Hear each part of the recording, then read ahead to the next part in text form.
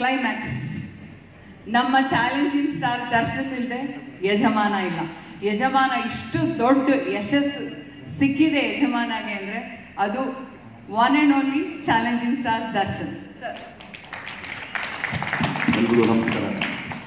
ಈಗಲೇ ಹೇಳ್ಬಿಡ್ತೀನಿ, one man army ಅಲ್ಲ, ಖಂಡಿತ.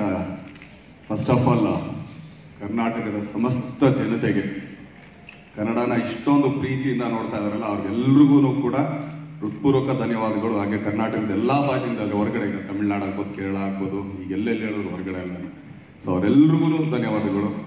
ಹಾಗೇನೆ ನಾವು ಸಿನಿಮಾ ಬಗ್ಗೆ ಎಲ್ಲ ಮಾತಾಡ್ಬಿಟ್ಟಿದ್ವಿ. 19ನೇ ತಾರೀಕು ಎಲ್ಲರೂ ಮಾತಾಡ್ಬಿಟ್ಟಿದ್ವಿ. ಇವತ್ತಿಲ್ಲಿ ಕರೆದಿರೋದು ಮೊದಲನೇದಾಗಿ ಮಾಧ್ಯಮದವ್ರು ಎಲ್ರಿಗೂ ಕೃತಜ್ಞತೆ ಸಲ್ಲಿಸೋದಕ್ಕೆ ತುಂಬಾ ಧನ್ಯವಾದಗಳು. ನಿಮ್ಮ ಸಪೋರ್ಟ್ ಇಲ್ಲದೆ ಈ ಸಿನಿಮಾ ಇಷ್ಟೊಂದು ರೀಚ್ ಆಗ್ತಾ ಇರಲಿಲ್ಲ. ಸೊ ಎಲ್ಲರಿಗೂ, ಮೀಡಿಯಾದವ್ರಿಗೆ ಅಂದರೆ ಟಿವಿ ಮೀಡಿಯಾದಾಗಿರ್ಬೋದು, ಪೇಪರ್ ಮೀಡಿಯಾ ಆಗಿರ್ಬೋದು, ಎಲ್ರಿಗೂ. ಹಾಗೇನೆ ನಮ್ಮ ಡಿ ಕಂಪ್ನಿ ಹುಡುಗರೆಲ್ಲ ಅಲ್ಲಿದ್ದಾರೆ, ಅವ್ರಿಗೂ ತುಂಬಾ ತುಂಬಾ ತುಂಬಾ ಥ್ಯಾಂಕ್ಸ್. ಯಾಕಂದ್ರೆ ಪಾಪ ಹಗಲು ರಾತ್ರಿ ಕೆಲಸ ಬಿಟ್ಟು ಈ ಕೆಲಸದ ಮೇಲೆ ನಿಂತಿದ್ರು. ಯಾಕಂದ್ರೆ ಒಂದು ಪ್ರಾಜೆಕ್ಟ್ ಮಾಡ್ಬೇಕಾದ್ರೆ ಅದನ್ನ ತಲುಪಿಸೋದು ತುಂಬಾ ಮುಖ್ಯ. ಸೊ ಆದ್ರಿಂದ ಆ ಕೆಲಸ ಪಾಪ ಅವರು ಮಾಡಿದ್ರೆ ತುಂಬಾ ಥ್ಯಾಂಕ್ಸ್ ಮುನಿ ಅಂತಲ್ಲ ಟೀಮ್ಗೆ. ಈಗ ಈ ಸಿನಿಮಾದು ಯಾರ್ಯಾರು ಏನು ಹೇಳಿದ್ರು ಖಂಡಿತ ಏನಿಲ್ಲ. ಬಾ ಮೋಹನ್, ನಮ್ಮ ಮೋಹನ್ ಅಂತೇಳಿ ಬಾ, ಇಲ್ಲಿ ಮೇಲೆ ಬಾ.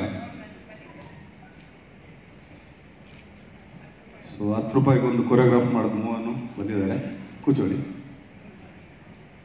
ಆದ್ರಿಂದ ಇದು ನನ್ನ ಫಸ್ಟ್ ಟೈಮ್. ಯಾಕಂದ್ರೆ ಲಾಸ್ಟ್ ಟೈಮ್ ಇದೇ ಹೋಟ್ಲಲ್ಲಿ ಒಂದು ಸಿನಿಮಾ ಪ್ರೆಸ್ ಮೀಟ್ ಆಗಿತ್ತು. ಅದನ್ನ ಸಕ್ಸಸ್ ಮೀಟ್ ಅಂತ ಹೇಳೋರು. ಅದು ಹಂಗೆ ಸಕ್ಸಸ್ ಮೀಟ್ ಕಾಣಿಸಲ್ಲ.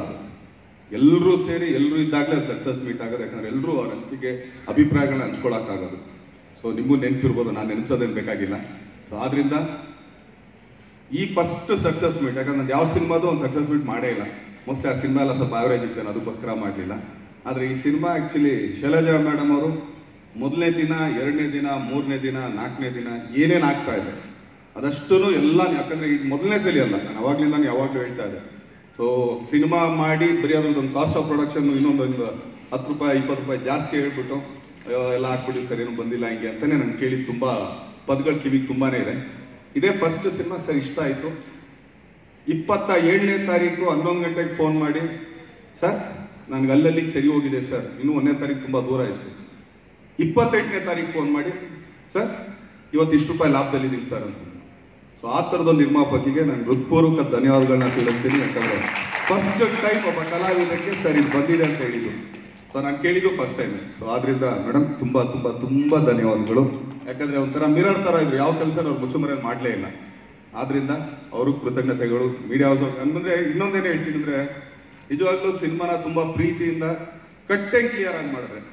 ಸೊ ಈ ತರದೊಂದು ಪ್ರತಿಕ್ರಿಯೆ ನಾವು ನೋಡ್ಬೋದು. ಅದು ಎಲ್ಲ ಇದ್ರಲ್ಲೂ ಆಗ್ಬೋದು. ಈಗ ಅದನ್ನ ಪಬ್ಲಿಸಿಟಿ, ಯಾಕಂದ್ರೆ ಸಿನಿಮಾ ಮಾಡೋದು ದೊಡ್ಡದಲ್ಲ, ಅದನ್ನ ಪಬ್ಲಿಸಿಟಿ ಮಾಡಬೇಕು. ಪಬ್ಲಿಸಿಟಿ ಮಾಡೋದಲ್ಲ, ಅದನ್ನ ರೀಚ್ ಮಾಡೋದು ದೊಡ್ಡದಿದೆ. ಸೊ ಹಾಗೆ ಈಗ ಹೆಂಗೆ ಅಂದ್ರೆ ಒಂದು ಫುಡ್ ಚೈನ್ ತರನೇ ಇದು ಒಂದು ಚೈನ್ ಆಗುತ್ತೆ. ಸೊ ಈ ಸಿನಿಮಾದಲ್ಲಿ ಕೆಲಸ ಮಾಡಿದಂಥ ಪ್ರತಿಯೊಬ್ಬರಿಗೂ ಅನಂತ ಅನಂತ ಅನಂತ ಧನ್ಯವಾದಗಳು. ಅಪ್ಪಾಜಿಯವ್ರಿಗಂತೂ ದೊಡ್ಡ ಧನ್ಯವಾದಗಳು.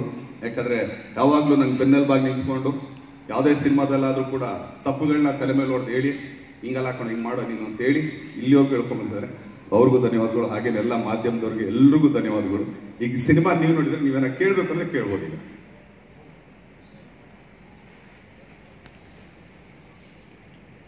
ಪ್ರಶ್ನೆಗಳಿದ್ರೆ ಮಾಧ್ಯಮದವ್ರು ಕೇಳ್ಬೇಕು.